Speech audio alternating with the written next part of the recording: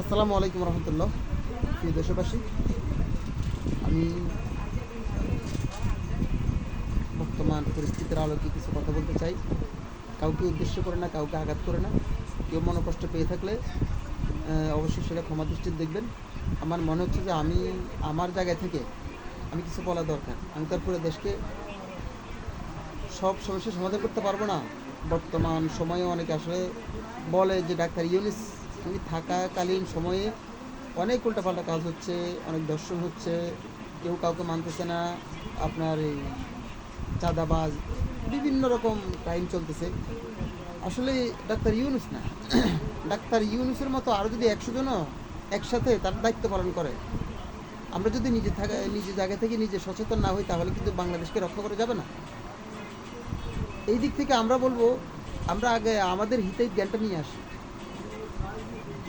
একটা বাবার কাছে যদি তার মেয়ে নিরাপদ না হয়, একটা ভাইয়ের কাছে যদি বোন নিরাপদ না হয়, একটা তালিজির কাছে তার একটা শিশু বাচ্চা যদি নিরাপদ না হয়, তাহলে ডাক্তার ইউনুস আমাদের কী করতে পারবে? আমরা বলি শেখ হাসিনা ভালো, শেখ হাসিনা খারাপ, খালেদা জিয়া ভালো, খালেদা জিয়া খারাপ, ইউনুস ভালো, ইউনুস খারাপ। প্রত্যেকটা মানুষের কিছু ব্যাড গুড থাকে। আপনার ওভারঅল চিন্তা করতে হবে। সে একটা মানুষ, তার দায়িত্ব আছে, তার কামলারা আছে। সরকার মানে কিন্তু খালেদা হাসিনা অথবা ডাক্তার ইউনুস না। সরকার মানে হচ্ছে জনগণ। জনগণ যদি সিদ্ধান্ত নেয় আমাদের দেশকে আমরা পরিবর্তন করব, সেটা অল্প সময় ইনশাল্লাহ সম্ভব। আর যদি জনগণ বলে আমরা কখনো শুধরাবো না, আমাদের এগুলো চলবেই, তাহলে কোশ্চিনকালেও এগুলা ঠিক হবে না। কারণ যেই জাতি নিজের ভাগ্য নিজে পরিবর্তন করে না, আল্লাহ ওই জাতির ভাগ্য পরিবর্তন করে না। নিজের ভাগ্য নিজে পরিবর্তন করা লাগবে। আমরা যে জাহিলিয়াতে যুগ ছিল, সেখানে আমরা কি করতাম? মেয়েদেরকে পুঁতে ফেলতাম। কিন্তু আসলে এটা আমরা হয়তো বা জানি না, আমাদের নলেজে নাই। যারা পুঁতে ফেলতো এরা খুব অসহায়, দরিদ্র।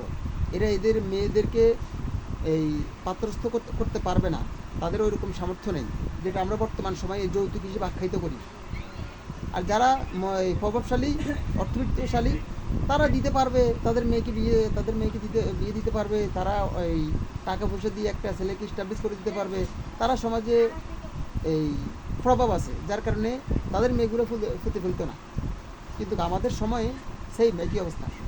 মনে করেন একটা মেয়ের বিয়ে দিছে, ওই মেয়েকে বিয়ে দেওয়ার পরে যার টাকা পয়সা আছে সে ফার্নিচার দিবে, একটা বাড়ি দিবে, গাড়ি দিবে, তার মেয়ে খুব সুখে শান্তিতে দিন কাটাচ্ছে। যদি আমরা জিজ্ঞেস করে দিচ্ছেন কেন, বলে এটা মেয়ের সুখের জন্য দিছি।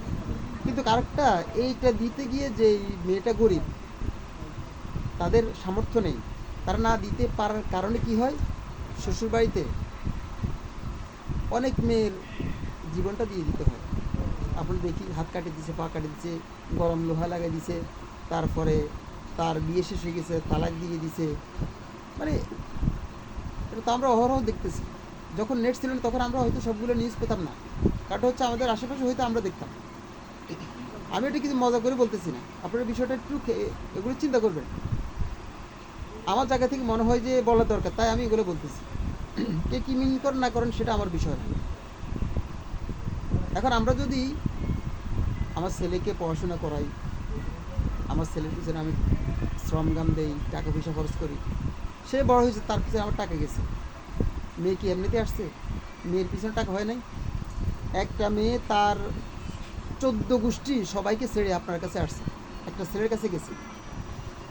সেখানে যাওয়ার পরে আপনারা দিন রাত তাকে টর্চার করতেছেন।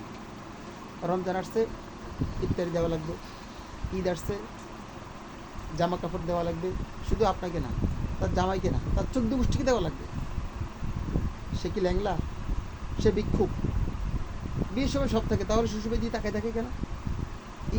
শীত আসছে, শীতের নাস্তা দেওয়া লাগবে, কোরবান আসছে, ছাগল দেওয়া লাগবে, খাসি দেওয়া লাগবে। সে কি ফকির নেই? সে আগে বলতে হবে আমি ফকির, আমি বিয়ে করি না, আমি বিয়ে করছি। তাহলে সে কী করবে? শ্বশুরবাড়ি থাকবে, গজবাই থাকবে, কামলা দিবে। এগুলো আমাদের মাইন্ডের সমস্যা, মাইন্ডসেটভাবে ঠিক করা লাগবে। আপনারা দেখেন, আমাদের কুকুরেরও তো মনে হয় যে একটু তারা চিন্তা করে যে আমি কুকুরকে একটা পাউরুটি খাওয়াইলাম, সে আমার ঘরে ঢুকে আমার পাতিল দিয়ে খানা খাবে না। আমি যখন আমার ছেলেকে বিয়ে করাইছি, আমার ছেলেকে বিয়ে করার মানে হচ্ছে সে আমার মেয়ে, তার বোনের দিকে আমি কীভাবে তাকাই? এটা একটা সুস্থ মস্তিষ্কে একবার চিন্তা করেন যে আমি আসলে কি। আমার জীবনে আমি একটা সত্য কথা বলি, আমি রামগতির আগে এখানে এক জায়গায় তারাবি পড়াইতাম, 4 বছর তারাবি পড়াইছি। একটা ফিল্ডে দেখি হঠাৎ করে একটা ছেলে আর একটা ছেলেকে মাইর দিতেছে। কেন মাইর দিতেছে? বলতেছে কি সমস্যা, তুই এর মাইর দিতেছে কেন? বলতেছে এদিকে আয়। ওরা বলতেছে তুমি এদিকে আসো। সে আসে নাই, সে মাইরে দিছে। কারণটা কি? সে বলছে এটা বলা যাবে না। বলে কি এমন সমস্যা সেটা বলা যাবে না। বলছে ছাগলের সাথে কাম করছে। ছাগলের সাথে যদি করে থাকে সে কি? সে জানোয়ার থেকে নিকৃষ্ট। আজকে আমরা নেট খুললে দেখি মায়ের হাতে বোন নির্যাতিত, বাবার হাতে মেয়ে নির্যাতিত, তালির হাতে এই জিয়ারে নির্যাতিত। এখন আমরা যে এই ভার্সিটিগুলোতে পড়ে, এখানে আমরা বলি তারা ফ্রেন্ড সার্কেল, তাদের সাথে কিছু হবে না। যেখানে বাবার কাছে নিরাপদ না, সেখানে ফ্রেন্ড সার্কেলের কাছে কীভাবে নিরাপদ হবে? স্বাস্থ্য ভাইয়ের সাথে দেখা করে, ঝাড়াতো ভাইয়ের সাথে দেখা করে। ইসলাম থেকে যে যত দূরে যাবেন শান্তি পাবেন না। এটা যদি আপনারা এখনও মনে করেন যে আমাদের দাবি আমরা করে যাব, আমাদের দাবি সরকার মেনে নিবে, দাবি করতে পারেন, কিছুক্ষণ নেট কাঁপাইতে পারেন, আন্দোলন করতে পারেন। আসলে এটা দ্বারা কখনো শান্তি আসবে না। এটা দ্বারা কী করতে হবে? আপনারা ইসলামের ভিতরে সামিল হতে হবে, ইসলামের ভিতরে পরিপূর্ণ দাখিল হতে হবে, প্রবেশ করা লাগবে। ইসলামের বিধিবিধান সবগুলো মানা লাগবে। নামাজ যেরকম ফরজ, পর্দা সেরকম ফরজ। এখন আমি ছেলেদেরকে দোষারোপ করবো শুধু এরকম না, মেয়েদেরও দোষ আছে। এটা বলতে গিয়ে আমাদের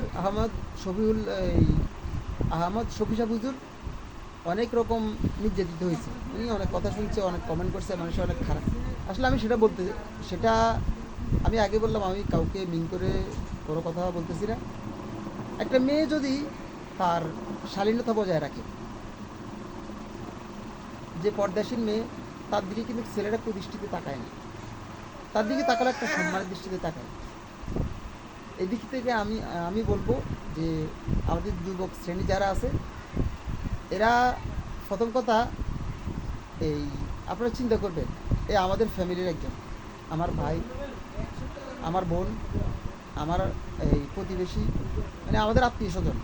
আপনি এখান থেকে মাইন্ড সেট আপ সেভাবে নেবেন। আর মেয়ে যারা আছে, বোনদেরকে বলবো আমরা যে আপনারা পর্দার সাথে বের হন।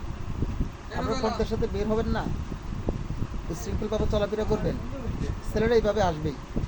এখন আসার পরে কী হবে? হয়তো আপনাদের আন্দোলন করবে, এটার বিচার হবে। কিন্তু আপনার যে ক্ষতিগ্রস্ত হয়েছেন, সমাজের কাছে আপনি যে ছোটো হয়েছেন, আপনাকে সবাই চিনছে, এটা খেসার কি আপনাকেই দেওয়া লাগবে। এই দিক থেকে ছেলেরা ছেলের জায়গায় থেকে সচেতন হন, মেয়েরা মেয়ের জায়গা থেকে সচেতন হন। সর্বোপরি বলবো, গার্ডিয়ান যারা আছেন, তারা আপনাদের ছেলে মেয়েরা কীভাবে চলাফেরা করে, আপনার ছেলে বলবেন, ছেলে একটা মেয়েকে দর্শন করছে, আপনি বলবেন আমার ছেলে তো কোনো ক্ষতি হয় না। আর ছেলের যেরকম সম্মান আছে, মেয়েরও তো সেরকম সম্মান আছে, মেয়ের যেরকম সম্মান, ছেলেরও সেইভাবে সম্মান। তাহলে তারা কোন দিকে যাইতেছে, কাদের সাথে চলতেছে, সে 12টা বাজে আসতেছে কেন, সে রাতে দেরি করতেছে কেন, এগুলো খেয়াল রাখবেন। তার সার্কেলটা কীরকম সেটা অবশ্যই দেখবেন। আমরা এখনও সময় আছে, আমরা আমাদের জায়গা থেকে সচেতন হই এবং অন্যকে সচেতন হওয়ার জন্য উৎসাহিত করি। আমরা যদি এখনও ঠিক না হই, তাহলে কিন্তু আমাদের সমাজ ঠিক হবে না। আমাদের সমাজ, প্রথম কথা আগে আমার ঘর ঠিক করা লাগবে, আমার বাড়ি ঠিক করা লাগবে, মহল্লা ঠিক করা লাগবে, সমাজ, রাষ্ট্র ব্যবস্থা সবগুলো আস্তে আস্তে ঠিক হয়ে যাবে।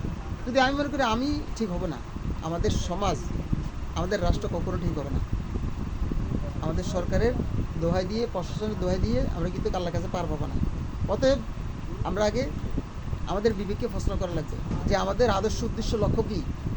সেই দৃষ্টিকোণটা ঠিক রেখে আমরা আমাদের আগামী দিন যেন আমাদের সুন্দরভাবে চলে।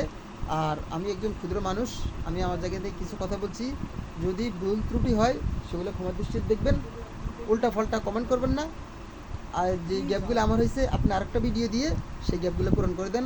সবাইকে ধন্যবাদ জানিয়ে আমার বক্তব্য এখানে শেষ করলাম। আসসালামু আলাইকুম রহমতুল্লাহ।